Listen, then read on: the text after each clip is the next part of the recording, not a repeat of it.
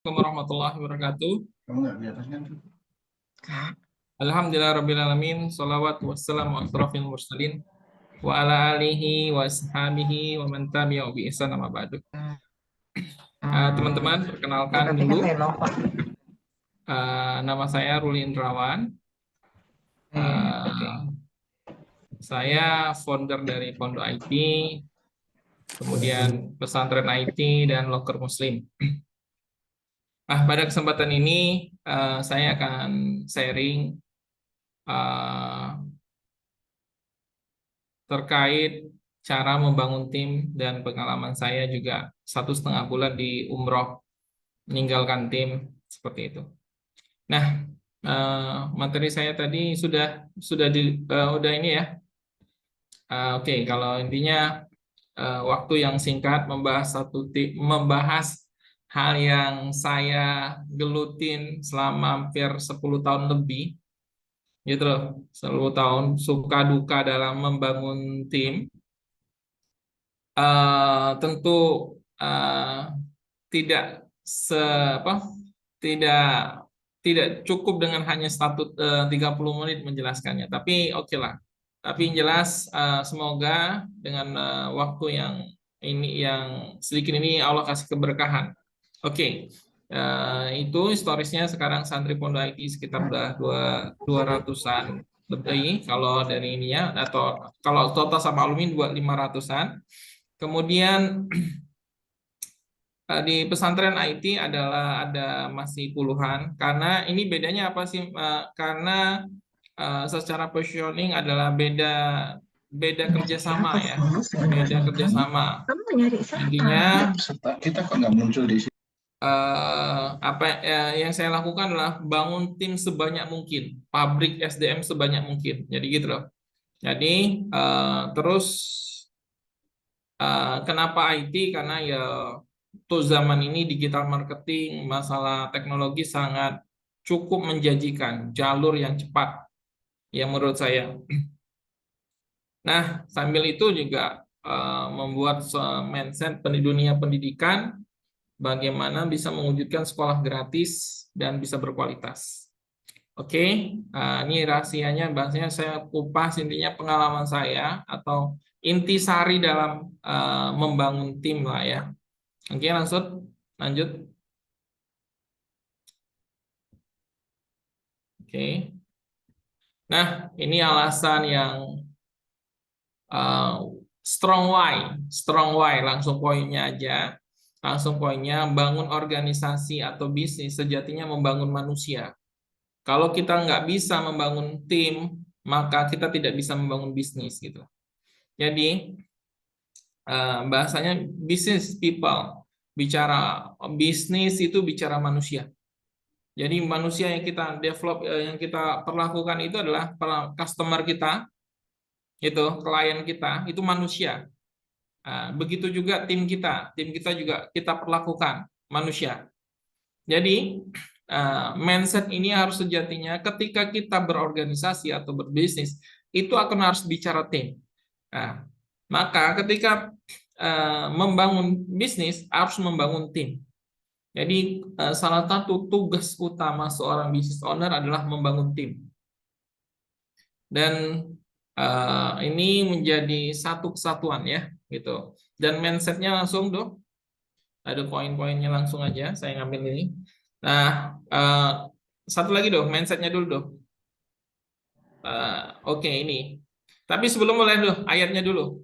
Jadi teman-teman, sebaiknya sebelum ayat ini, bahwa terkait apapun yang kita lakukan, itu harus ada perintah dari Allah Subhanahu wa Ta'ala. Selama kita menjalankan perintah dari Allah Subhanahu wa Ta'ala, insya Allah ngasih akan pertolongan sama kita. Nah, ayatnya di salah satu ayatnya adalah di surat Al-Maidah ayat 2. Dan tolong menolonglah kamu dalam mengerjakan kebajikan dan ketakwaan, dan janganlah tolong menolong dalam berbuat dosa dan pelanggaran. Nah, bertakwalah kepada Allah, sesungguhnya Allah amat berat siksanya. Nah, teman-teman, ayat ini menerangkan jelas bahwa kita di dunia ini untuk saling tolong-menolong. Nah, ditambah lagi surat Al-Hujurat ayat 13 menerangkan agar kita untuk saling mengenal. saling mengenal satu sama lain agar apa? Agar terjadi sinergi satu sama lain. Oke, lanjut dong. Nah, mindsetnya. Nah, mindset ini yang saya harus lakukan fundamental dulu. Jadi, ketika kita berpikir membangun tim seperti mobil.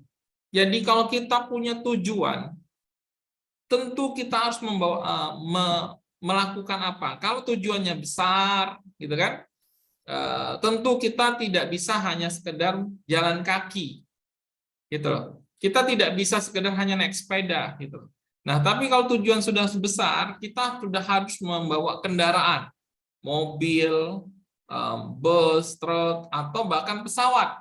Nah, dalam hal itu pun, itu seperti komponen, gitu loh.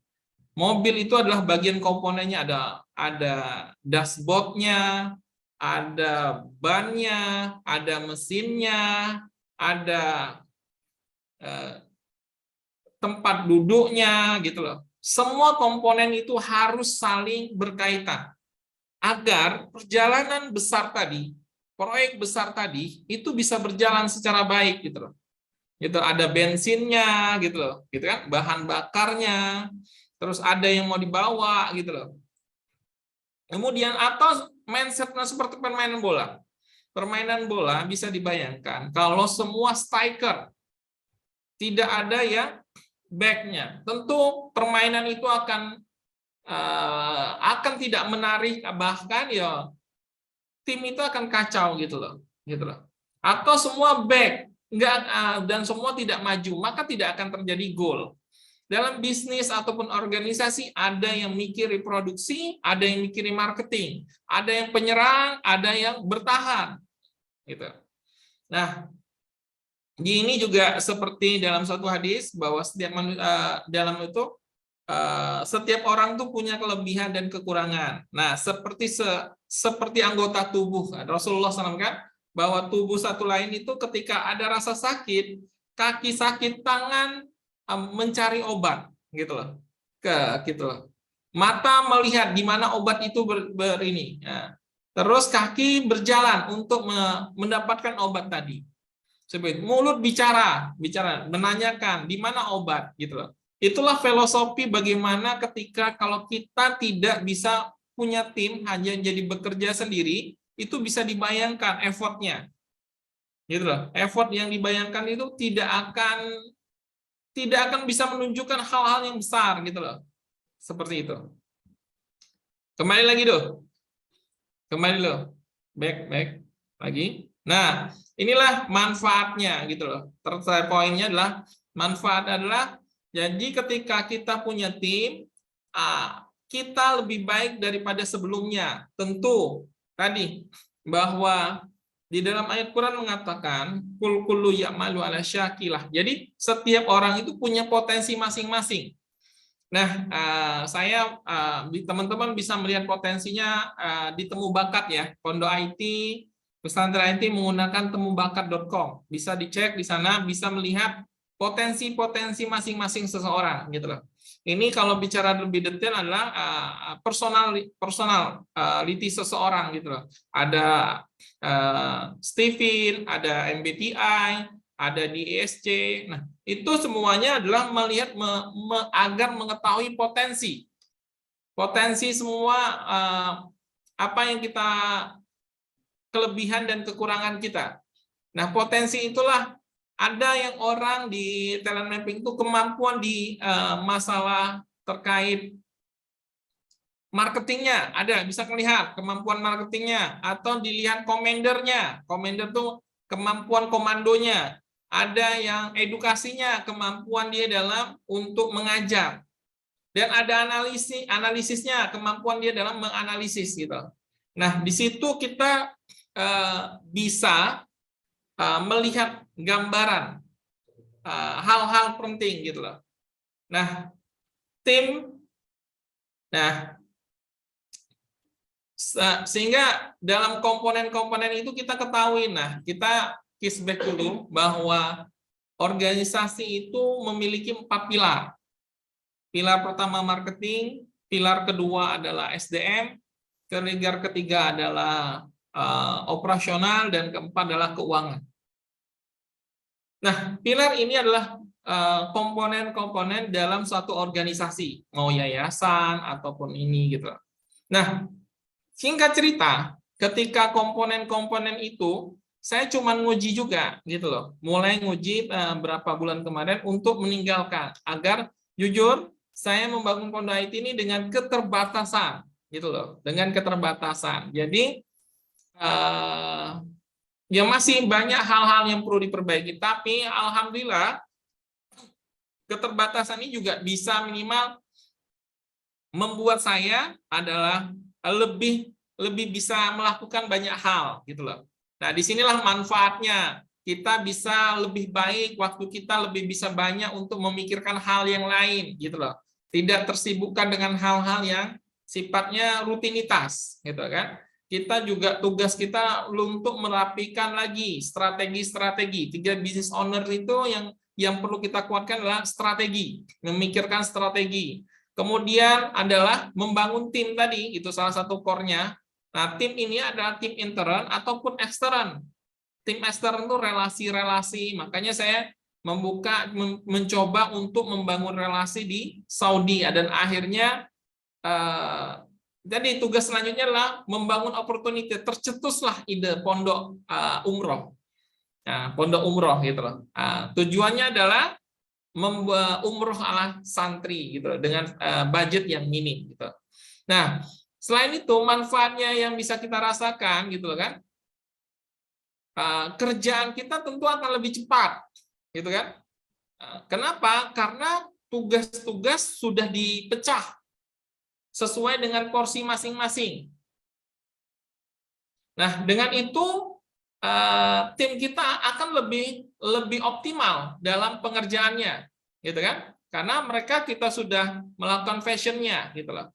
Dan, nah, steppingnya, gitu loh. Ini poinnya adalah intinya manfaat dari membangun tim itu tentu intinya adalah kinerja kita lebih cepat, gitu loh.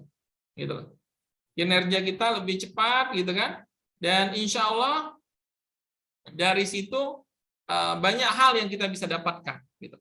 Oke, selanjutnya dari kinerja ini adalah sekarang adalah steppingnya, gitu loh. Nah, di sini tadi ada slide-nya yang ketinggalan, jadi saya cuma akan menjelaskan dari segi penjelasan dari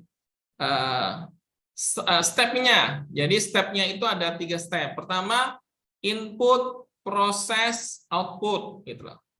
Nah, input, proses, output ini apa sih maksud input, proses, output? Nah, input ini yang dimaksud input ini adalah untuk perekrutan ya.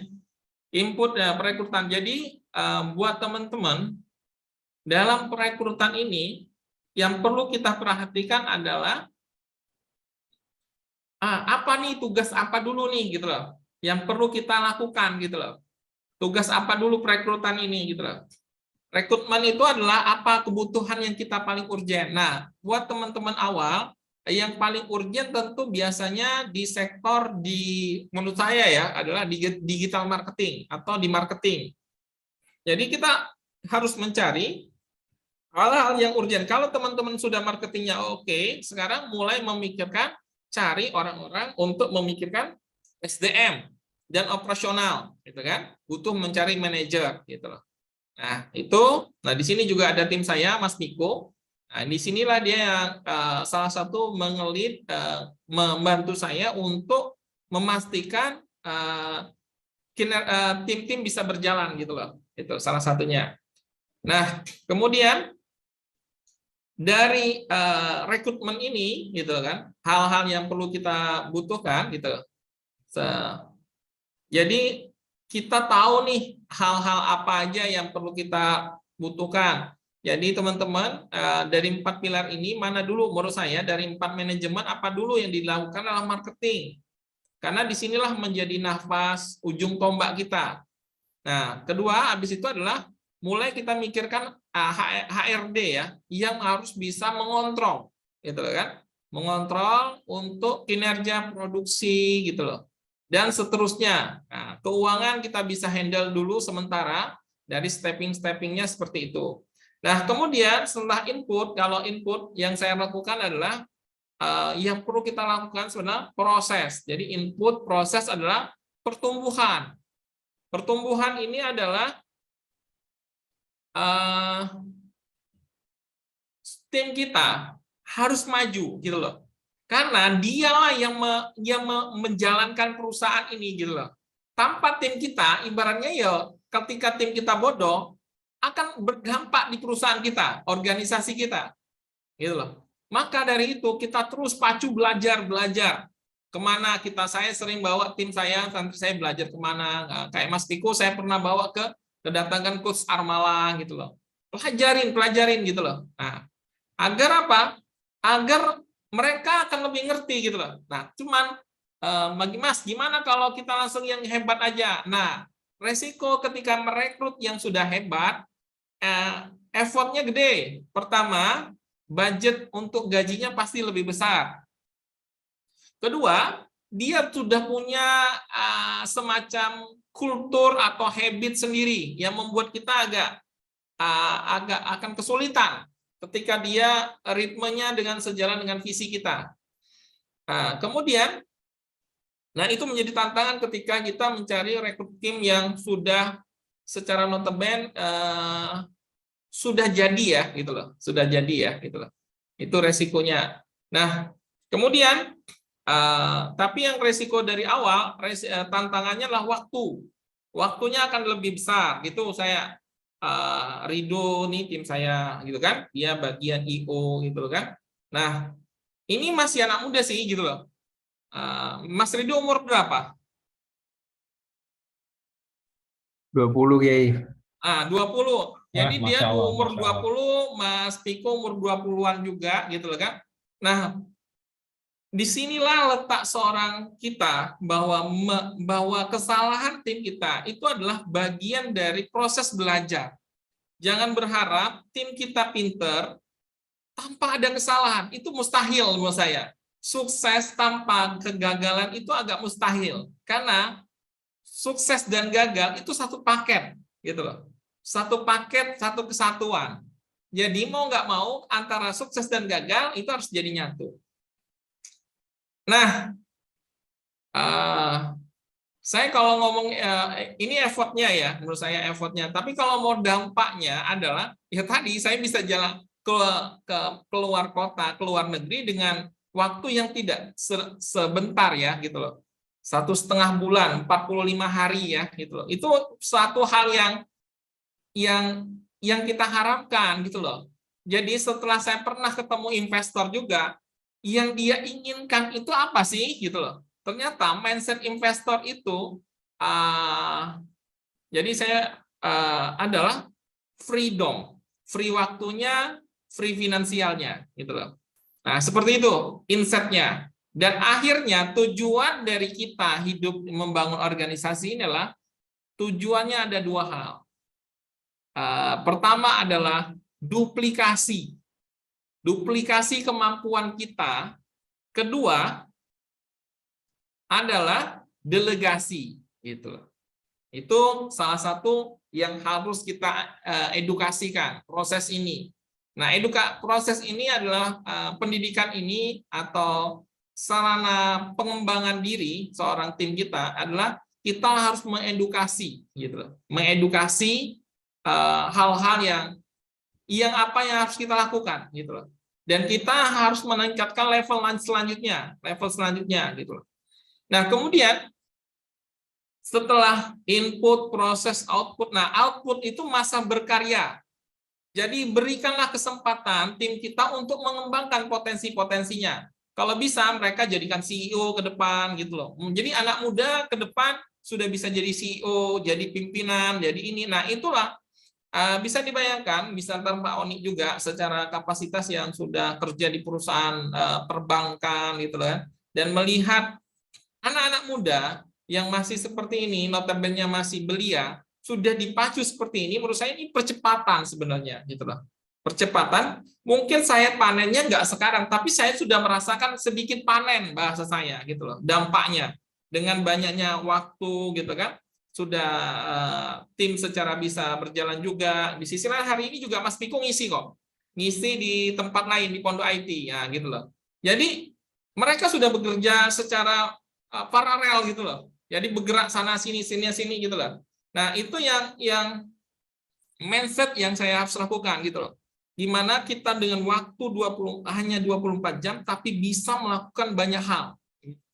Memang agak mustahil sih gitu loh. Gitu. Awal-awal gitu. Mustahil kok bisa seperti ini seperti ini seperti ini. Disitulah saya berenung gimana sih dunia gitu. Nah, akhirnya saya dengan semua brand kayak pondok, pesantren sudah saya berusaha akuisisi. Kenapa? Sumbernya tuh SDM. Jadi saya berharap juga kita setelah pertemuan ini ada sinergi lagi, gitu loh. Sinergi agar ada follow up lagi, gitu loh. Kenapa? Inilah percepatan, gitu loh. Gitu loh. Nah, kelebihan Pondok IT menjadi pesantren IT atau Pondok IT adalah menjadi salah satu pabrik SDM. Ditambah lagi, insya Allah saya menjalankan juga loker Muslim. Nah, ini agar apa? Pabrik SDM-nya tuh semakin meningkat gitu loh. Gitu loh. Alhamdulillah gitu atas izin Allah. Terlepas ada kekurangan sana sini. Karena apa? Di sini programnya gratis ya gitu loh. Itu yang menjadi tantangan luar biasa gitu loh. Tapi alhamdulillah atas izin Allah banyak pertolongan yang dimiliki Pondok IT sudah punya ini. Mas Ridho ini di salah satu gedung Pondok IT gitu, 3 lantai, di lantai 2 ya Mas Ridho ya. Di sini di lantai 2 dia gitu kan.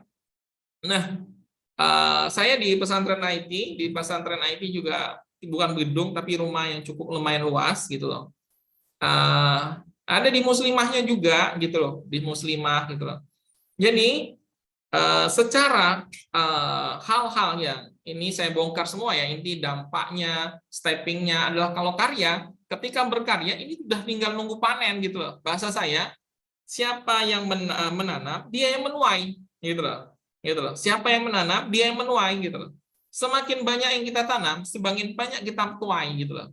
Jadi semuanya terobsesi nih membangun pondok. Dengan Mas Piko, insya Allah kita akan membangun pondok manajer. Kenapa? Ketika semua transaksi sudah mulai bagus, manajerial sudah ngarap karena ngurus ratusan santri, itu sudah butuh manajemen. Tidak bisa hanya sekedar jalan, nggak bisa. Punya tim mungkin tim mulai puluhan aja, itu sudah mulai effortnya sudah mulai ada pendelegasian, mulai ada kontrol yang harusnya jelas gitu. Nah, ini secara gambaran saya tipsnya saya langsung aja pangkas tipsnya 5 tips ini bisa dicatat juga. Tipsnya satu adalah buat program. Buat program dulu. Secara tipsnya adalah buat dulu apa kita mewujudkan. Buat tipsnya dulu. Tips saya buat program. Kedua, habis buat program, program itu salah satu perekrutan gitu loh. Buat program orang yang daya tarik gitu loh. Nah, Pak Oni juga salah satu ya tadi kita ketemu hanya berapa pertemuan ya Pak Oni gitu loh. Maksudnya saya buat program loker Muslim. Terus ini ada orang S2 gitu loh. Keluaran X-Bank gitu loh. Terus saya melihat potensinya, Pak Oni, gimana kalau kita membuat sistem lembaga keuangan muslim.com. Nah, itu lagi. Terus Pak Oni mengajak teman-temannya, oh idenya bagus nih gitu loh. Nah, dari situ keluar ide lagi, gimana membuat investasi namanya Ayo Sinergi gitu loh. Nah, begitulah polanya terus teman-teman. Kalau kita sudah punya hal-hal yang lain, itu cepat geraknya. Tapi kalau kita sendiri, itu effortnya lama. Kalau buat website ya, saya punya tim tuh. Hari ini ngomong bisa hari ini jadi bahasanya gitu loh. Nah, seperti itu. Nah, hal ini yang saya lakukan adalah menyarankan teman-teman untuk membangun tim online dulu. Effortnya lebih ringan. Kalau offline itu gede effortnya. Ngurus produksi, harus apa. Kalau online ya cuman hanya segelintir orang berdampak, insya Allah berdampak. Gitu. Nah, setelah pertama tipsnya tadi buat program, kedua adalah membangun kedekatan. Ya cara saya sama Mas Ridho, Mas Piko gitu adalah ya makan bareng, ngobrol bareng, sering ketemu. Nah, Lakukan kedekatan dulu. Habis melakukan kedekatan, ketiga ini adalah samakan tujuan. Ingat ya, orang itu nggak akan pernah loyal pada kita. Orang itu nggak akan pernah loyal pada kita. Ingat betul. Jangan berharap tim kita akan loyal pada kita. Orang itu akan loyal pada impiannya. Itu, ingat betul. Orang itu akan loyal pada impiannya. Maka perlu kita pahami, kita harus nyamain dulu impiannya. Ketika Mas Ridho punya impian pengen beli rumah, kira-kira organisasi kita mampu nggak mewujudkan itu? Kalau tidak mampu, pasti Mas Ridho akan keluar dari organisasi itu. Gitu. Apapun. Nah, kalaupun cara misalkan dia bermimpi pengen rumah sampai hal yang konyol, nah kita benerin dulu mindsetnya. Emang buat apa rumah misalkan punya 10 lantai gitu loh. Benerin dulu mindsetnya ya, agar tidak salah langkah gitu.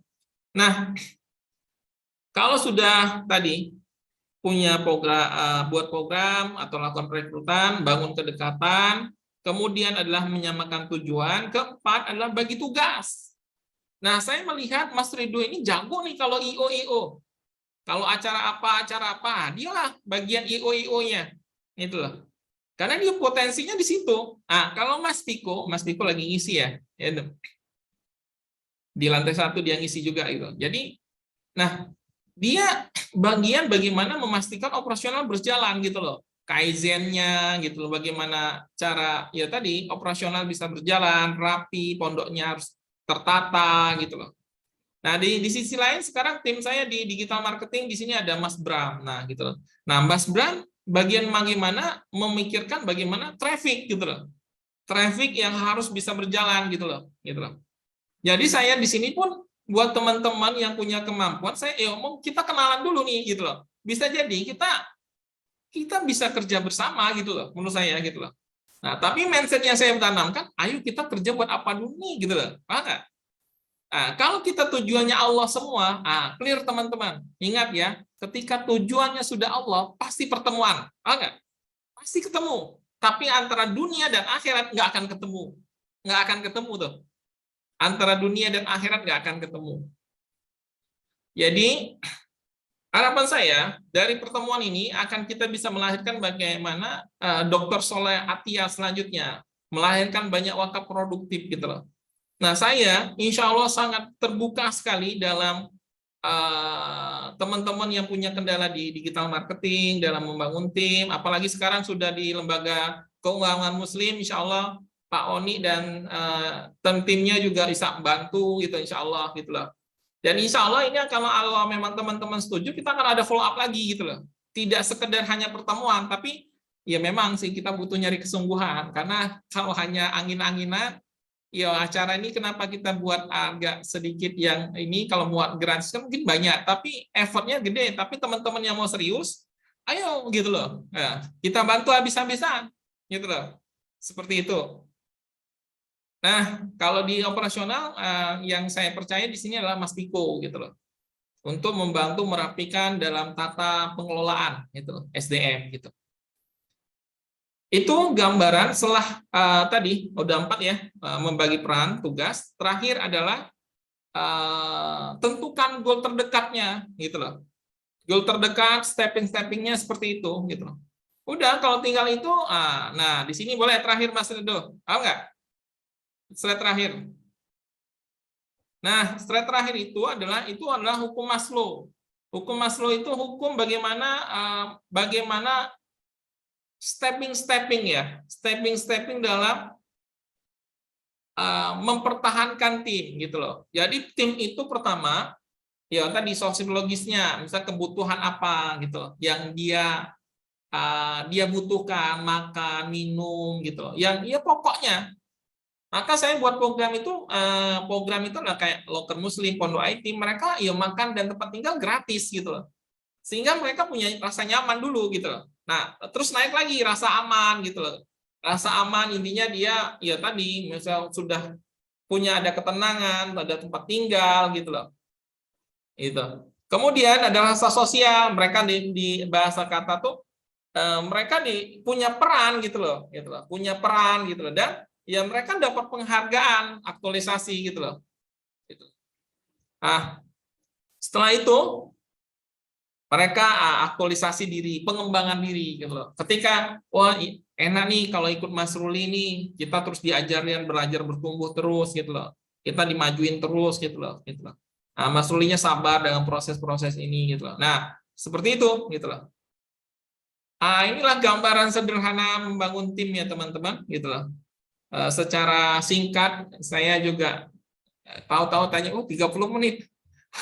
Ya, ya saya ngomong ya, oh, ya sudah deh saya pangkas habis. Nah, akhirnya apa dampaknya? Ya saya bisa jalan-jalan gitu loh. 1,5 bulan ke Mekah gitu loh. Mekah Madinah gitu loh. Jadi ya itulah teman-teman. Endingnya sih udah tahu bahwa tujuan kita adalah mindset investor itu adalah, jadi kalau tahapan bisnis itu adalah pertama dulu adalah riset dulu. Pertama riset. Setelah riset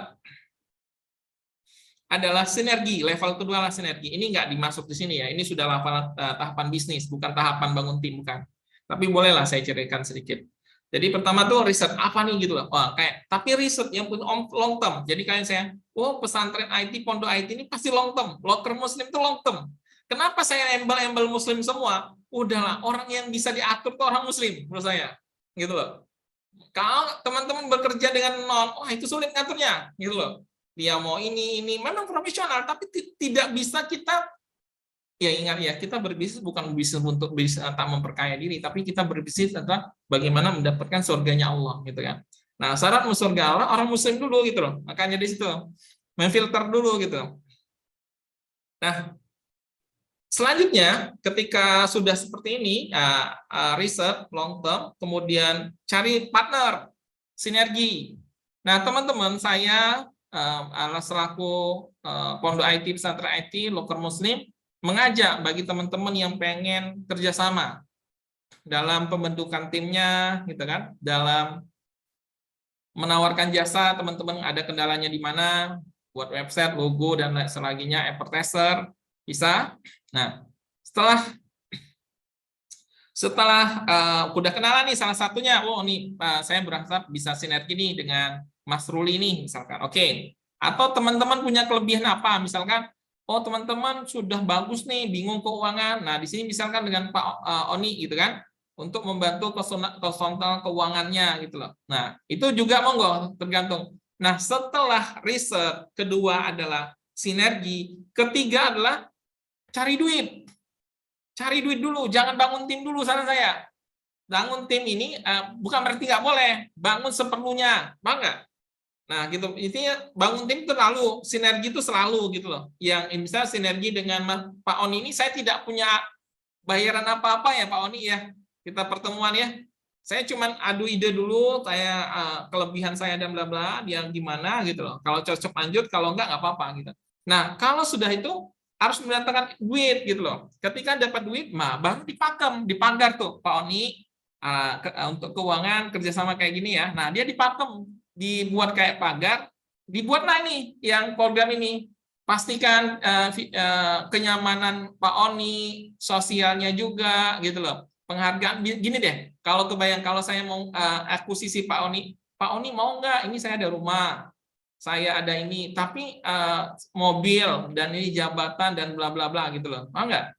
Dan syaratnya cuma apalagi tambah ini ya. Nah, ini kekuatan ya, fungsional. Poni orang jebolan secara fungsional oke lah ya, orang ex-bank. Kedua emosional tuh, wah enak nih kalau gabung Mas Ruli dapat fasilitas rumah misalkan gitu kan, mobil gitu loh. Meskipun itu hanya misalnya wakaf produktif. Nah, yang terakhir adalah spiritual. Begitulah akan kalah gitu loh. Spiritual ya, wah kalau diikut Mas Ruli kita dipaksa ngafal Quran nih gitu loh. Kita disuruh belajar agama, itu tidak kelawan lagi teman-teman. Nggak akan kelawan gitu loh. Begitu juga belanja. Teman-teman belanja XX Maret gitu kan. XX Maret dengan sama saja muslim misalkan apa ya, mungkin Muslimat gitu ya. Nah, di Muslimat itu orang datang assalamualaikum gitu loh, Pak Bambang gitu loh. Silakan, ada yang bisa dibantu. Gimana gitu loh responnya gitu loh. Didoain gitu loh. Gitu. Seperti itu responnya, gitu loh. Ini fungsionalnya oke. Oh, Pak Bambang, kita ada promo nih. Bulan ini ada minuman madu ini ada promo nih, gitu loh. Beli 2 dapat gratis 1, gitu. Monggo, gitu. Nah, secara emosional dapat juga. Nah, dapat spiritual, monggo. Nah, di sini insya Allah keuntungan dari Muslim Mart ini 30%-nya untuk mengurus pondok pesantren, mengurus anak yatim. Wah, itu nggak kawan teman-teman. Tapi fungsionalnya harus benar dulu. Sudah head to head mengalahkan dia, kuat dulu gitu loh, nggak usah khawatir gitu loh. Tapi fungsional, emosionalnya harus ada sehingga spiritualnya mudah masuk. Tapi kadang kita dapat, oh ini ngomongnya muslim, tapi masih telat barangnya, jelek produknya. Nah, itu yang kita harus kuatkan gitu. Nah, step dapat keuangan adalah bangun tim dan sistem. Nah, itu steppingnya, bangun tim dan sistem. Gitu loh. Slide ini saya nggak masukkan karena itu ranah bisnis sih, tapi nggak apa-apa lah.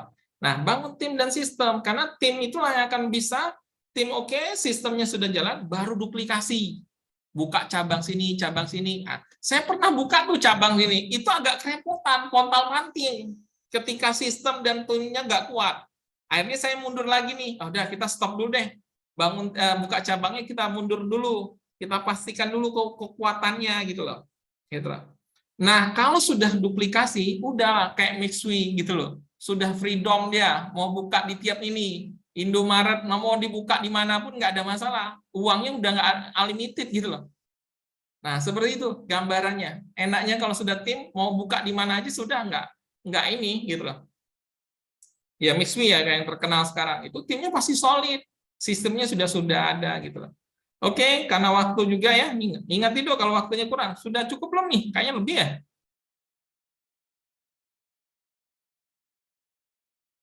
Siap, Kiai. Bisa dilanjut, Pak On. Oke. Ini jam berapa?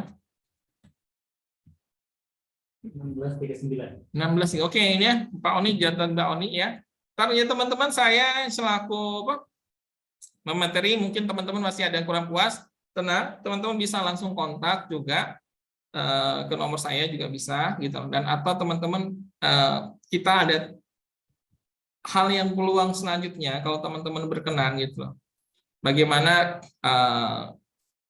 ya kami tujuannya adalah bagaimana membantu para pengusaha-pengusaha untuk bisa bekerja sama, untuk bisa maju bersama, untuk menegakkan agama Allah. Mungkin itu yang dari bisa saya lakukan dulu. Mungkin Pak Oni, monggo, waktunya takutnya kehabis dari saya, akhirnya Pak Oni bingung mau bicara apa lagi. Monggo Pak Oni. Siap, makasih Ustadz. Kayaknya udah antum sampaikan semua Ustadz, Masya Allah. Masya Allah. Baiklah, Bapak Ibu sekalian, hormati Allah, bisa dengar suara saya, mohon maaf, mungkin tadi ada gangguan sinyal ya, mohon maaf. Kita mulai ya, Bapak Ibu sekalian. Mas Rito ini gimana? Di off kan atau gimana? Siap, Pak Oni. Terima kasih banyak kepada Kiai Ruli yang sudah menyampaikan. Selanjutnya, agenda selanjutnya, kita langsung saja sambut pemateri selanjutnya, Pak Oni. Beliau adalah konsultan finance atau keuangan. Kepada Pak Oni, waktu dan tempat kami persilakan. Ya, terima kasih Mas Rito.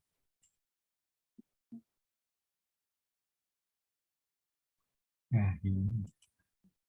Oke, bismillah. Assalamualaikum warahmatullahi wabarakatuh. Bapak Ibu sekalian dirahmati Allah. Waalaikumsalam warahmatullahi wabarakatuh. Sebentar, mohon izin.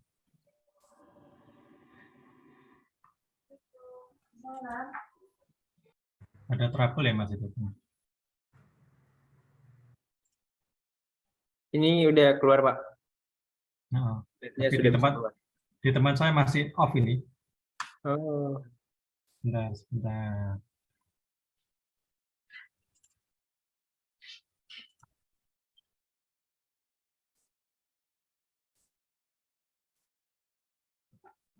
Di tempat saya masih off ini, Mas. coba di cancel aja, Pak, terus dimasukkan lagi. Itu dari Pondok IT tuh. Betul. Coba ini. Dengar. Ini belum bisa keluar ya. Sebentar. Nggak bisa dimaksimis. Sebentar. Oh, Udah. Oke. Assalamualaikum. Oke, saya ulangi lagi ya. Mohon maaf. Assalamualaikum warahmatullahi wabarakatuh. Bapak Ibu sekalian dirahmati Allah. Ini tadi ada yang sempat tanya ke saya, kayaknya kok bapak-bapak semua ya Mas. Oh ternyata ada yang perempuan satu ini. Tapi nggak apa-apa ya. Insya Allah sambil menunggu buka puasa, saya akan sharing ke Bapak Ibu sekalian gimana sih cara mengelola keuangan ya. Mungkin dari Bapak Ibu sekalian pernah terbersih di angan ya, mungkin tanya-tanya kenapa sih kita butuh seorang finance consultant atau mungkin seorang yang mampu di bidang keuangan ya. Karena pertama, Bapak Ibu sekalian, mungkin dari sering yang saya alami ya, banyak teman-teman klien yang tanya ke saya, sebenarnya apa sih yang perlu kita prioritaskan ya, Bapak Ibu sekalian? Apakah itu Pak Aldi, apakah kita jualan dulu atau kita bikin laporan keuangan dulu? Nah, itu yang sering mereka tanyakan kepada saya. Kemudian saya tanya lagi ke beliaunya, kira-kira kalau kita jualan aja, tanpa kita punya laporan keuangan, kira-kira Bapak Ibu bisa scale up nggak usaha Bapak Ibu sekalian? Nah, itu yang sering kali mereka langsung itu ya, tanya-tanya lagi, kenapa ya Pak, kalau kita butuh laporan keuangan? Ya ini, saya sampaikan A, B, C, dan E. Nah, akhirnya mereka juga mulai tertarik untuk belajar laporan keuangan. Nah, kemudian yang kedua, Bapak Ibu sekalian dirahmati Allah, seringkali orang-orang yang ketika mereka dihadapkan dengan kata-kata laporan keuangan, mereka selalu ada mental block ya, Bapak sekalian ya. Kenapa saya bilang mental block? Mereka selalu bilang keuangan itu hal yang sulit ya, keuangan itu hal yang berkaitan dengan teknis dan sebagainya, dan keuangan itu hanya orang-orang tertentu aja yang bisa paham.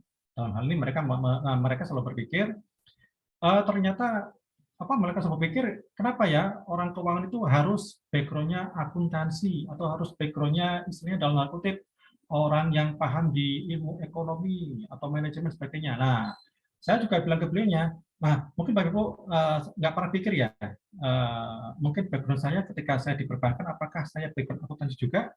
Saya jawab ke beliaunya, saya enggak loh, saya ini background saya bukan orang akuntansi, saya bukan orang ekonomi, tapi saya background saya adalah seorang teknik ya. Jadi Bapak Ibu sekalian perlu diketahui, saya ini lulusan dari teknik industri, waktu itu Mangkunegaran ya, kerja tahun 2003 langsung ditempatkan di perbankan di Jawa Timur, di mana waktu itu saya langsung ditaruh atau ditugaskan di bagian accounting. Memang awalnya saya pribadi, karena saya bukan orang accounting ya, belajar hal baru merupakan suatu hal yang di luar istilahnya bukan zona nyaman saya nyaman di bagian teknik, di mana saya mampu di bagian analis dan sebagainya, kemudian saya harus ditempatkan di bagian di mana saya bukan atau nggak minat di tempat itu, yaitu bagian accounting dan finance. Tapi ya Bapak Ibu sekalian nggak usah berkecil hati ya, saya yakin karena hal itu kalau orang Jawa bilang ilmu katon ya, ilmu yang bisa dipelajari siapa aja, Mas, walaupun Bapak Ibu bukan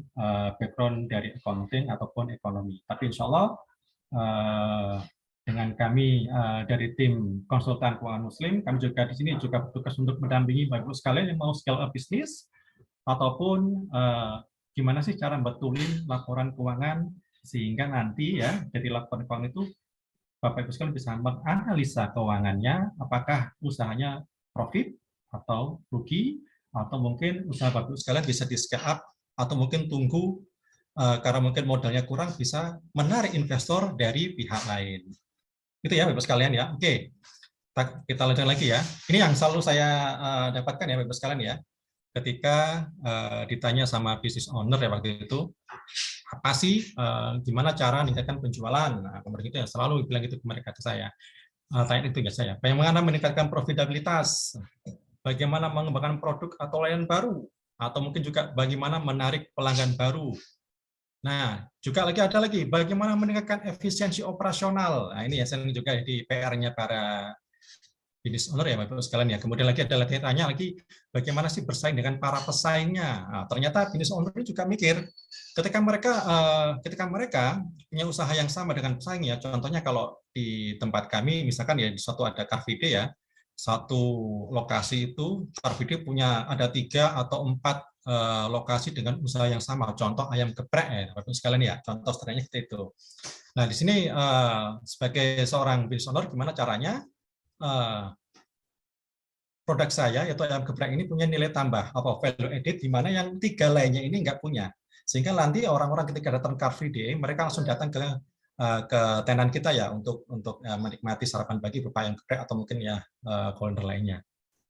Yang kemudian yang ketujuh adalah mereka juga sering tanya ke saya Bapak Ibu sekalian, bagaimana sih mengelola risiko? Nah, ternyata ya Bapak Ibu sekalian, kalau kita dalam berusaha atau mungkin menjalankan bisnis, kayak kita nggak tahu risiko apa aja yang akan kita hadapi, ya itu nantinya juga akan berisiko ke usaha kita, entah itu risiko keuangan, risiko operasional, juga risiko reputasi. Nah di sini kalau yang mungkin yang sering ditakuti ya, kalau mungkin risiko keuangan udah bisa kita handle, udah bisa kita atasi, udah bisa kita mitigasi, risiko operasional juga bisa kita mitigasi. Yang sering kali karena kekuatan sosmed ya Ibu sekalian ya, risiko reputasi juga berpengaruh terhadap jalannya usaha kita. Contoh begini ya, kalau kita punya kan ya di kuliner ya, kita punya istilahnya pakai aplikasi yang ojek online ya, entah itu GoFood, GrabFood, ShopeeFood dan sebagainya. Ada kalanya seorang pesaing kita, ya entah itu mereka memang sengaja atau enggak ya, mereka pakai aplikasi dimaksud untuk pesan makan dari kita. Nah, karena kita kan ketika kita melayani para customer ya, tentu saja kita punya harapan bahwa kita ini akan mendapatkan yang terbaik, review yang terbaik dari para customer contohnya. Nah, karena mungkin ya tadi karena risiko reputasi dia ingin jatuhkan usaha kita, karena kita juga punya usaha yang sama dengan yang mereka juga pesaing kita, maka kadangkala sih ya, mungkin juga kita nggak boleh sudon ya, kadangkala mereka ngasih bintang 1, review 1. Apa dampaknya? Tentu saja akan juga berpengaruh pada traffic yang akan datang ke tenan kita. Yang terakhir, bagaimana sih mengembangkan strategi pemasaran yang efektif? Ini juga seringkali ya mereka tanyakan ke saya. Jadi intinya yang dari 8 pertanyaan tadi, mereka selalu mengatakan jualan tanpa mereka mempertimbangkan laporan keuangan. Oke, gitu ya Bapak Ibu sekalian ya, dimati Allah. Kemudian sekali lagi ketika mereka tanya itu lagi, ketika saya jawab ya Bapak Ibu sekalian, kenapa sih kita juga butuh laporan keuangan Pak Oni? Ya itu loh Bapak Ibu sekalian, karena dengan laporan keuangan Bapak Ibu sudah tahu mitigasi risiko pertama tadi ya. Bapak Ibu sudah tahu kelemahan kelebihan dari usaha kita. Bapak Ibu tahu kita punya modal cukup untuk scale up bisnis. Bapak Ibu juga tahu kita juga punya istilahnya kemampuan, mohon maaf ya, ada kalanya kan usaha itu memakai jasa, memakai pinjaman dari bank. Nah, risiko solvabilitas. Ini kita lihat dulu antara kas yang ada di tempat kita saat ini ternyata nggak cukup untuk bayar utang di perbankan. Nah, untuk bilang balik ya. Makanya oleh sebab itu Bapak Ibu sekalian dirahmati Allah, di sini kami juga dari tim keuangan konsultan keuangan Muslim juga akan membantu Bapak Ibu sekalian gimana sih kita membaca, bikin laporan keuangan, membaca dan menganalisa, serta kita juga bisa caranya bikin proposal usaha. Nah, tujuan awal kami memang gimana sih Bapak Ibu sekalian nggak usah pinjam bank, nggak usah pinjam istilahnya uang riba ya, karena tahu sendiri ya di syariat Islam kita terus terang aja masalah riba sangat haram ya. Udah ada banyak dalil yang mengatakan riba itu satu-satunya dosa yang dimana ditantang oleh Allah dan Rasul di hari akhir nanti. Nah, tak mungkinlah kita menang melawan Allah dan Rasulnya. Seperti itu ya Bapak Ibu sekalian. Oke, kemudian yang terakhir saya jawab lagi ke mereka. Bapak Ibu sekalian, ini yang paling fundamental ya. Jelas ya, kalau kita mau laporan keuangan, analisa sebagainya, ada 2 macam kita bisa meningkatkan laba atau maupun memperoleh laba yang optimal. Yang pertama apa? Yang pertama yaitu kita memaksimalkan penjualan otomatis ya. Yang kedua yaitu apa? Yang cara kedua, kita harus efisiensi biaya. Nah inilah tugas seorang finance, di mana seorang finance memberikan suatu advice ke kliennya ya, business owner, seperti seorang navigator di rally paling sejahtera, rally yang ada di mungkin sering kita lihat televisi ya, di mana saatnya jalan lurus para driver harus tekan gas, di mana kalau pas tikungan mereka harus mengurangi gas. Seperti itu ya tugas finance ke klien mereka. Dan kemudian saya juga sempat ditanya lagi, akhirnya saya tanya balik, ada 2 hal yang memang harus Bapak Ibu seorang business owner punya ya. Sudahkah Bapak Ibu memiliki bisnis plan atau rencana bisnis, atau juga budgeting atau rencana anggaran pendapatan dan belanja. Oke, kalau mungkin hal ini ya bagi yang mau usaha mungkin juga belum pernah dengar, tapi saya yakin Bapak Ibu sekalian sudah pernah sering dengar ya istilah business plan dan juga budgeting. Nah, sekarang apa sih beda dari rencana bisnis atau business plan tadi dan budgeting? Nah, kalau lihat dari sini yang kami perlu sampaikan ke Bapak Ibu sekalian dari rahmati Allah, dari rencana bisnis, dari tujuannya sendiri ya, dari tujuannya sendiri kita bisa cek ya. Kalau RENBIS itu tujuannya dokumentasi strategis yang memperinci rencana jangka panjang untuk bisnis. Semisal Bapak Ibu dalam 5 tahun ke depan ingin usaha ini menjadi berkembang, atau mungkin tujuannya tahun 2023 hingga 2024 Bapak Ibu akan memiliki 1 cabang baru, atau mungkin di tahun 2025-2026 Bapak Ibu udah akan memiliki 4 cabang baru itu dan sebagainya. Tentunya dengan adanya strategi pemasaran, sumber daya manusia, dan juga pengembangan produk sesuai yang tadi yang disampaikan sama Ustadz Ruli ya. Sedang kalau rencana anggaran sendiri ya atau budgeting itu hanya berlaku untuk 1 tahun ke depan aja Bapak Ibu sekalian. Gimana ini budgeting ini kan terdiri dari pendapatan dan biaya. Nah ini nanti gimana cara dasar-dasar bikin budgeting nanti akan saya sampaikan di slide selanjutnya. Kemudian yang cara lingkup, RENBIS ini mencakup rencana bisnis secara keseluruhan ya, aspek keuangan, pemasaran, dan juga operasional. Sedangkan untuk yang budgeting hanya mencakup sisi keuangan bisnis saja. Nah, beda ya. Kalau dari yang lingkupnya semua aspek ya Bapak sekalian, aspek keuangan, pemasaran, dan operasional. Kalau yang di sisi budgeting hanya dia sisi keuangan aja, yaitu mungkin apa istilahnya? Gampangannya, yang cara mudahnya Bapak Ibu kalau ngomong budgeting ada katanya dengan neraca, laba rugi, aruskah, dan sebagainya. Kemudian fokus untuk RENBIS, fokusnya yaitu pengembangan bisnis dan pertumbuhannya. Sedangkan untuk yang budgeting, dia hanya fokus untuk pengelolaan keuangan dan kewajiban finansial itu aja. Dan kelengkapan ya, atau mungkin atributnya, kalau RENBIS lebih rinci ya Bapak-Ibu sekalian ya, lebih rinci, komprehensif, semua aspek tadi ya, aspek keuangan juga operasional, pemasaran, sumber daya manusia. Dan kalau budgeting hanya mencakup informasi keuangan aja. Apa contohnya informasi keuangan? Kalau lagi ngomong masalah informasi keuangan, nanti kita akan seorang finance akan menyampaikan ke business owner ya, Bapak Ibu sekalian. Mohon maaf. Apakah nanti return on asset ya, atau mungkin return of equity dia bagus. Tadi semakin rasio keuangannya semakin bagus, maka usaha Bapak Ibu sekalian seorang business owner itu semakin sehat dan bisa untuk scale up. Oke, berikutnya. Kenapa sih kita butuh rencana bisnis Bapak Ibu sekalian? Rencana bisnis ini mohon maaf. Itu membantu antara lain ya, mereka punya fungsi ya, punya apa istilahnya, punya kepentingan ya untuk kita sebagai seorang pengusaha, antara lain itu satu ya, membantu proses perencanaan. Yang kedua, dia juga menjelaskan ide bisnis ya Bapak sekalian. Tadi kan ya seperti yang Ustadz Ruli sampaikan, beliau punya bisnis plan, akan bikin suatu usaha seperti Ayo Sinergi, atau mungkin beliau juga akan udah bikin ya tim konsultasi keuangan Muslim, dan juga mungkin beliau juga akan bikin unit usaha ya, insya Allah untuk umat ya, misalnya gitu, untuk kesejahteraan umat. Nah, itu. Yang kemudian yang ketiga, untuk memudahkan dalam mencari sumber pendanaan. Nah ini juga penting ya Bapak sekalian. Seorang business owner jika mempunyai rencana bisnis, otomatis hal yang pertama akan ditanyakan oleh seorang investor, seorang calon investor adalah apakah usaha sudah ada bisnis plan-nya. Seperti tadi ya sampaikan, dia fokus di mana aja, atau mungkin dia ruang lingkupnya di mana aja. Dia pengen tahun 2025 punya sekian cabang, atau mungkin tahun 2025 dia punya omset sekian M atau sebagainya. Itu calon investor butuh rencana bisnis yang Bapak Ibu buat selaku business owner. Kemudian yang keempat, memudahkan mengambil keputusan. Nah ini juga gitu.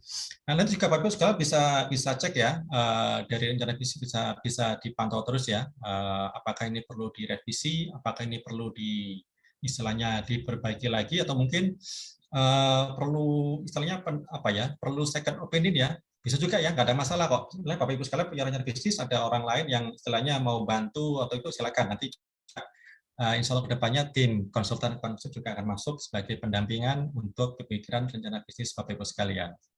Yang kelima, menjaga fokus bisnis yang karena meningkatkan peluang sukses. Amin ya, insya Allah gitu ya Bapak Ibu sekalian. Kemudian yang berikutnya, kapan sih kita saatnya bikin rencana bisnis? Nah itu loh.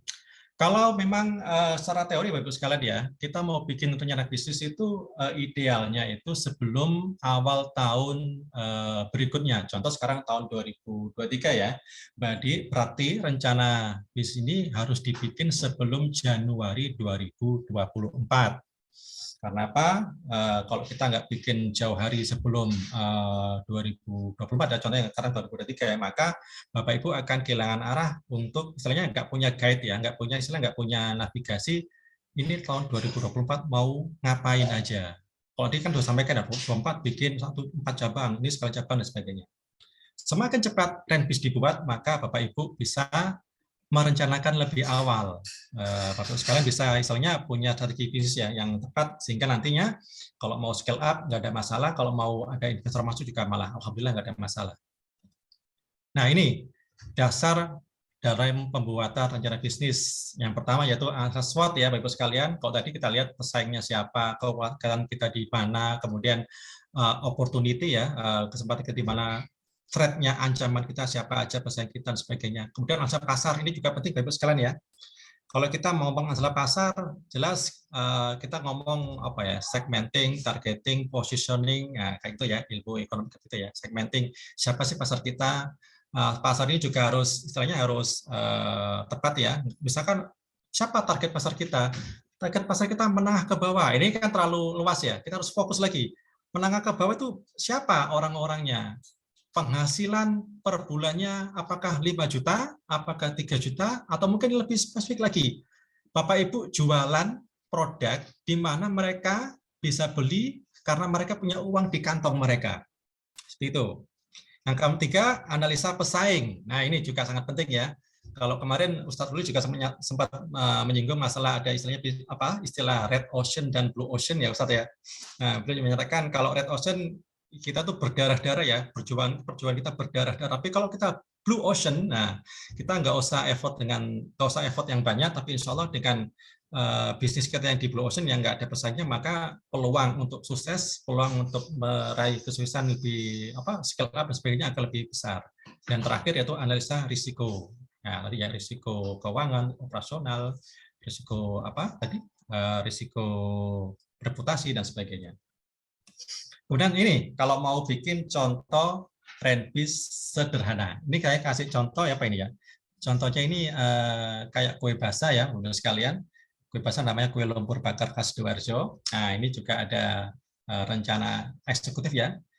Usaha ini namanya kue lumpur bakar khas Sidoarjo. Menyediakan apa aja? Kue basah, onde-onde, kue lapis dan sebagainya. Nah, kemudian dijual di mana aja? Di warung kami ada juga, bisa dine in, bisa take away ya. Atau mungkin nanti kami juga melayani acara-acara kantor, rapat, atau mungkin juga acara mungkin buka bersama.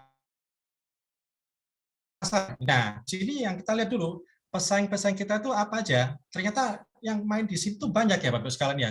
Kue basah itu istilahnya kue tradisional yang di mana-mana istilahnya orang-orang pada suka ya. Jadi yang jual nggak mungkin orang satu aja tiap daerah, masih lebih dari satu. Dan kemudian peluangnya seperti apa peluangnya dan sebagainya. Dan strategi pemasaran seperti apa? Nah ini kita juga seperti yang disampaikan beliau, kita bisa jualan online, pakai apa? Pakai Facebook Ad, pakai Google Ad, TikTok Ad, dan sebagainya, atau mungkin Instagram Ad. Nah, kemudian kita pakai katalognya pakai apa? Instagram, tapi kita jualnya pakai apa? Facebook Ad, bisa seperti itu. Nanti ada Mas Perm ya, Ustadz dulu ya, yang bisa bantu kita untuk strategi pemasaran dan sebagainya. Kemudian manajemen, nah ini, kue lumpur ini dikelola oleh 2 orang owner dengan bantu beberapa karyawan. Nah itu. Kemudian juga merekrut istilahnya apa ya? Memantau wilayah karyawan, misalnya berkala dan sebagainya. Kemudian proyeksi keuangan. Nah ini juga modal awal untuk bikin usaha ini kue basah ini sekitar misalnya contoh 50 juta dengan proyeksi pendapatan tahun pertama 500 juta. laba kotor pertama 100 juta. Nah, setelah kurangi biaya dan sebagainya. Kemudian rencana tidak lanjut, meningkatkan kualitas produk dan pelayanan agar bisa bersaing dengan pesaing.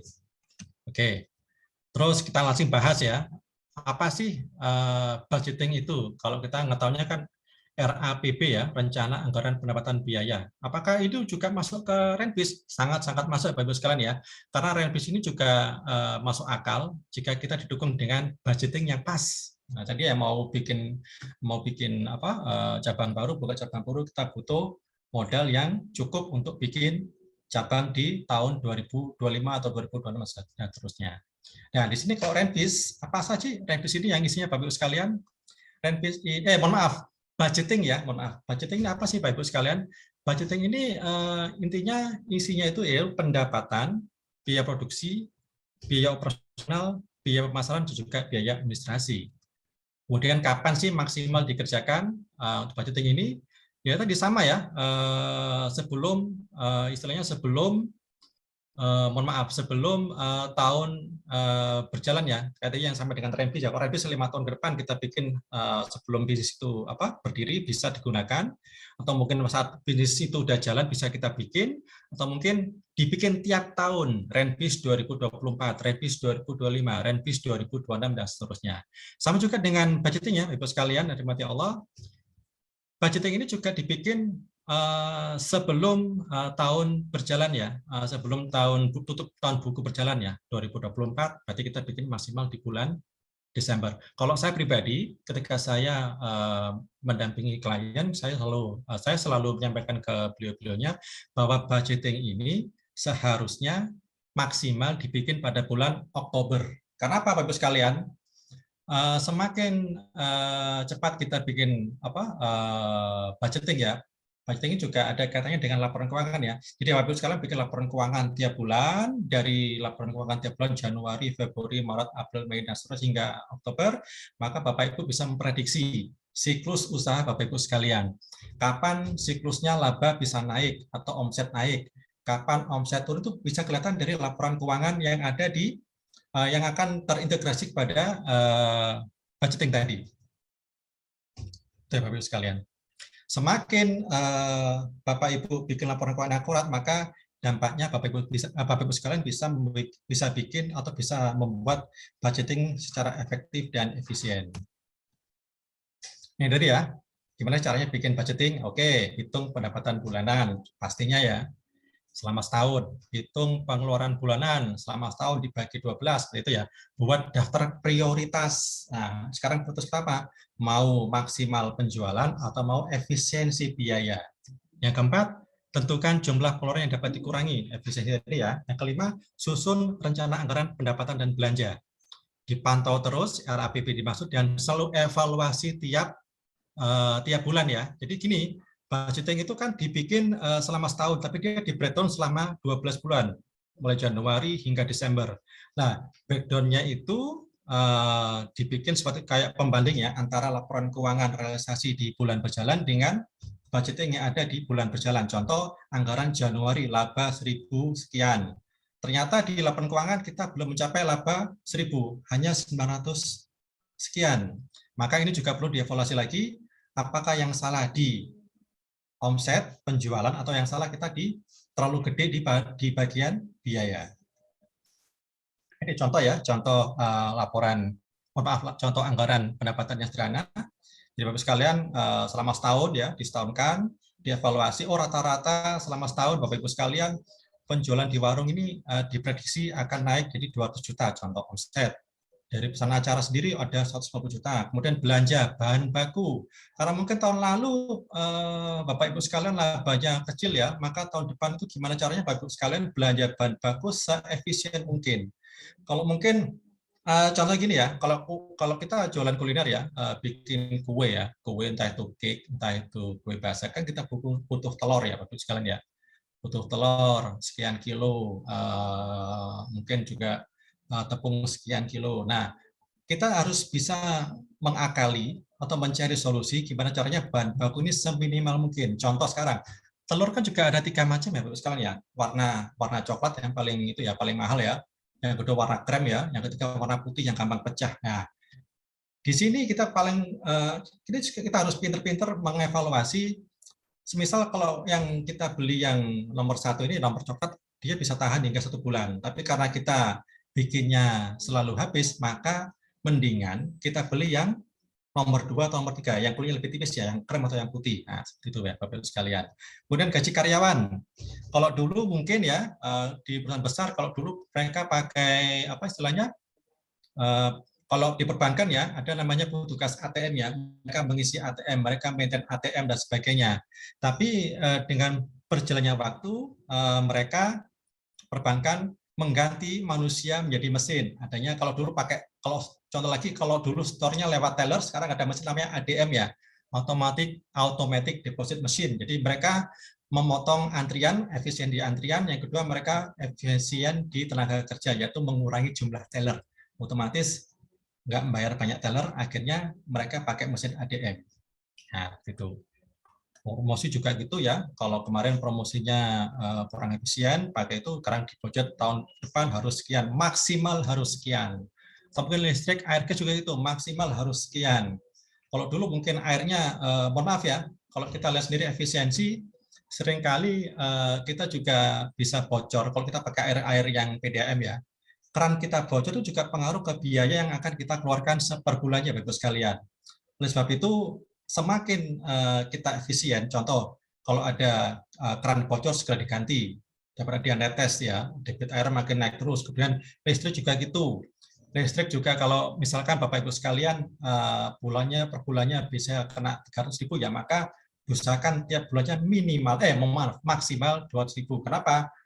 Kipas angin juga pengaruh ya. Kalau kipas angin dia gerak kiri kanan, dia juga semakin mengeluarkan daya yang gede. Makanya lebih efisien kipas angin itu tetap satu itu jangan dia nggak usah goyang-goyang. Contoh lagi yang kedua, AC ya Bapak sekalian ya. AC juga bisa diefisiensi. Apa efisiensinya? AC jika dia swing ya, bergerak naik turun, maka dia juga mengeluarkan daya yang gede. Makanya efisiensinya mereka AC itu dipasang dengan suhu 25 derajat dengan gerakan yang satu arah aja. Itu juga kalau Bapak Ibu bisa bisa menghitung ya, itu akan mengefisiensi pemakaian daya listrik yang berdampak pada efisiensi listrik. Oke, gitu ya, dan seterusnya. Oke, sampun itu aja ya Bapak Ibu sekalian. Ya, intinya yang disampaikan tadi, kalau Bapak Ibu, kalau tadi ya, timnya udah dibikin sesuai dengan arahan Ustadz Ruli, udah bikin tim yang bagus, keuangan juga bagus, dan yang terpenting Bapak Ibu ketika jalan-jalan, ketika umroh, Bapak Ibu punya dashboard ya di HP Bapak Ibu sekalian. Tim keuangan akan melaporkan, oh Pak, misalkan Ustadz Ruli ternyata laba kita alhamdulillah bagus. Gimana Ustadz? Silakan Ustadz. Ada yang tanya mungkin? Nggak mau nih. Lanjut nih Pak Oni. Gitu ya. Kenapa? Ya keuangan ini jadi lampu hijau atau lampu merah gitu loh. Iya. Pak Ruli gitu, lampu merah balik. Gitu. Iya betul Pak Ruli. Orang keuangan penting nih. Lanjut Pak Oni. Siap. Makanya itu Pak Ruli kalau kemana-mana mesti bawa HP ya, di mana HP itu ada dashboard laporan keuangan dari tim keuangan ya, dari tim tim finance ya. Oh ternyata, ini juga selalu yang kita sampaikan ke itu Ustadz Ruli, mindset kita ke para mudir ya atau para pimpinan pondok. Kemarin sempat kami sampaikan ke beliau-beliaunya, itu kalau bisa pondok itu ya seperti usaha, ada laba rugi juga, nggak hanya sosial aja. Makanya waktu itu kalau kita bikin budgeting seperti ini, kita bisa efisiensi. Oh ternyata selama ini, mohon maaf ya, kebanyakan dari pondok-pondok itu selalu mohon maaf ada donasi dan sebagainya. Jadi kadang-kadang kalau nggak diempet ya, istilahnya kalau orang bilang nggak diempet, nggak diefisiensi, maka pondok ini jadi semakin semakin banyak biaya yang dikeluarkan gitu loh Ustaz.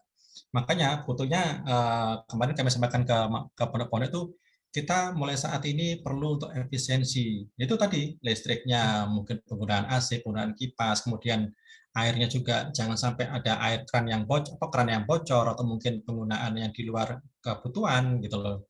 Kalau dulu kami sampaikan mending tiap pondok itu nggak usah pakai kalau orang Jogja jedingan ya, atau mungkin kalau kami bilang pakai timba atau pakai tong, mending pakai shower gitu loh Ustaz. Lebih irit. Penggunaan shower itu lebih irit daripada penggunaan pakai tong atau pakai air yang ditampung gitu. Dan juga lebih aman ya. Kalau air gendang kan jelas akan ada kayak jenis-jenis nyamuk dan sebagainya yang bermasalah untuk di depannya. Mungkin itu ya Bapak Ibu sekalian dirahmati Allah. Yang terpenting sekali lagi saya sampaikan Bapak Ibu sekalian, jangan punya pikiran Bapak Ibu sekalian malas untuk bikin laporan keuangan ya, jangan punya pikiran itu ya. Bapak Ibu sekali lagi jangan punya pikiran saya bukan orang accounting, bukan orang yang background ekonomi, maka nggak usah lah bikin laporan keuangan, nggak usah lah bikin budgeting, nggak usah lah bikin business plan. Nah, yang penting ya kali gitu ya. Siapapun Bapak Ibu sekalian, kalau Bapak Ibu seorang business owner wajib, ya ini wajib ya bisa atau paham tentang finance. Mungkin sekian dari saya, Bapak Ibu sekalian. Saya kembalikan ke Ustadz Ruli. Silakan Mas Ridho. Baik, terima kasih banyak Pak Oni atas materi pada sore hari ini. Tabarakallah, luar biasa. Bagaimana tadi penyampaian dari Kiai Ruli maupun Pak Oni. Begitu. Insya Allah nanti teman-teman bisa lanjut tanya jawab atau interaksi di grup WA yang sudah disediakan dari tim. Kemudian acara selanjutnya dilanjut dengan doa. Karena di hari ini, hari Jumat pada asar adalah salah satu waktu yang mustajab untuk kita berdoa. Kiai bisa bantu pimpin doa, Kiai?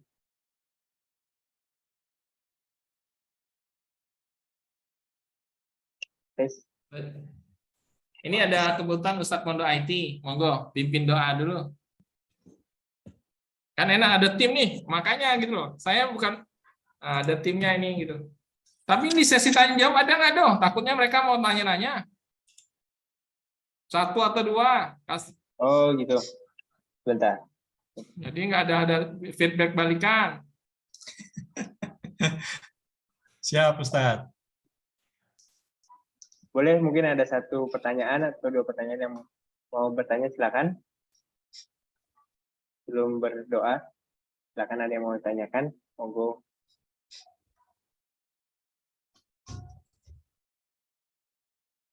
Nanti juga kita akan buatkan grup untuk bisa interaksi di WhatsApp. Gitu, bisa langsung. Kalaupun nggak ada, karena waktu juga sudah. Pak Oni dan Kiai Ruli.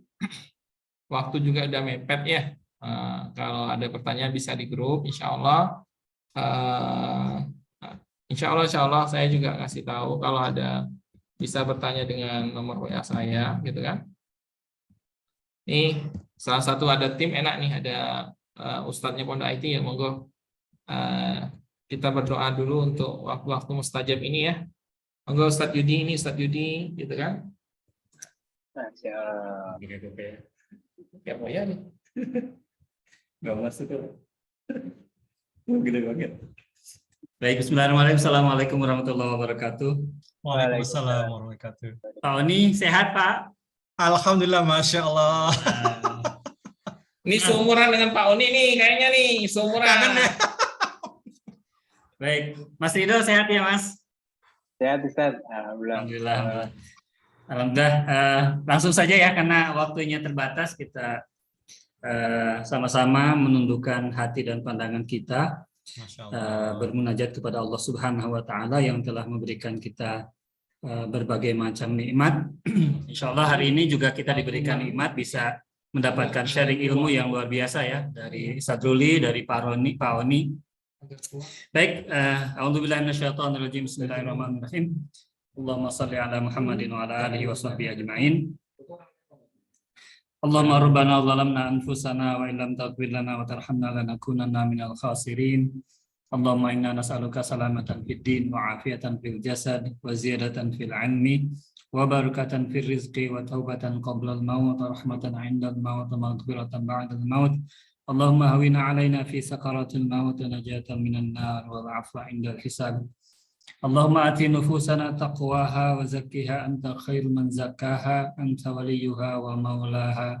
Allahumma barik lana ulumana, Allahumma barik lana a'malana, Allahumma barik lana dzurriyyatina ya arhamar rahimin. Allahumma rabbana taqabbal minna siyamana wa qiyamana wa ruku'ana wa sujudana wa tilawatana wa tadarru'ana wa takhushu'ana wa tamin taqsirana ya arhamar rahimin. Allahumma rabbana faghfir lana dhunubana wa dhunuba walidina warhamhum kama rabbawna shighara. Allahumma rabbana atina fid dunya hasanah wa fil akhirati hasanah wa qina adzabannar. وقنا عذاب النار وقنا عذاب النار وادخلنا جنة مع الأبرار يا عزيز يا غفار يا رب العالمين اللهم ربنا لا إله إلا أنت سبحانك إنا كنا من الظالمين سبحان ربك رب العزة عما يصفون وسلام على المرسلين والحمد لله رب العالمين Barakallahu fikum. Selamat menunaikan iftar ya, insyaallah sebentar lagi. Pak Oni, terima kasih banyak. Mas Ridho. Ustaz. Terima Terima kasih kasih, Ustaz. Kan enak kalau punya banyak tim itu Sampai bisa Jogja banyak kan, delegasinya Ustaz. Panik gitu. Siap, Masya Allah. Ada yang doain, ada yang buat acara, ada yang jadi ininya gitu. Nah itu teman-teman, ibrohnya insyaallah kami dari pesantren IT juga membuka kalau teman-teman mau bagian dari kita bergabung bersama-sama gitu kan untuk membawa tim bareng-bareng. Barakallahu fiik, monggo saya Barakallah. Ridho, Pak Oni Silakan, Mas ditunggu Ridho. lagi ke Jogja. Kapan ke Siap, Jogja lagi? siap Ustaz. Secepatnya Ustaz, insya Allah Ustaz. Jazakumullah khairan Ustaz semuanya, izin mundur diri. Terakhir sebelum ditutup, boleh kalau nggak keberatan buka kamera kita untuk dokumentasi. Mau kita screenshot. Oh iya, kalau ada anak-anak nggak mampu pengen belajar masuk pondok IT, orang-orang nganggur, monggo silakan ya. Siapa yang mau belajar gitu loh. Monggo nih buka kameranya kita foto bareng. Ya. Ustaz. Masya Terima Allah. kasih.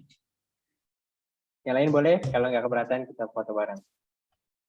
Oh ini akhwat ya? Oh, yang Ahmad nggak Arfina. apa-apa. Nggak usah. Budini nggak usah, Budini. Yang Ikhwan aja. Nah. Oke. Pak Abu Sahla boleh dibuka. Iya. Oke Ustaz. 1, 2, 3. 1, 2, 3. Ada jargon atau ini, Ki? Nah, gitu. 30 juz. 30. Masya 1, 2, 3. Oke, jazakumullah khair. Waalaikumsalam Ustaz, jazakumullah khairan. Terima kasih, mohon maaf kalau ada kurang. Masya Allah luar biasa ilmunya Ustaz. Ustaz. Mudah-mudahan Terima kasih, nanti sesi Ustaz. openingnya Ustaz. Interaksi. Ya, insya Allah Abu Sahal, insya Allah semoga ada silaturahmi lanjut ya. Insya Allah Ustaz. Lanjut Insya Allah. lagi ya. Insya Allah. Baik. Barakallahu Baik, fiik. terima kasih. Waalaikumsalam. Mohon maaf bila ada Assalamualaikum kesalahan warahmatullahi perbuatan. Kita tutup sama-sama dengan doa kafaratul majlis. Subhanallah. Bihamdika asyhadu an la ilaha illa anta astaghfiruka wa atubu ilaik. Tinggal kasih ini aja. Ya, dari saya kurang lebihnya mohon maaf. Wassalamualaikum warahmatullahi wabarakatuh. Waalaikumsalam warahmatullahi wabarakatuh.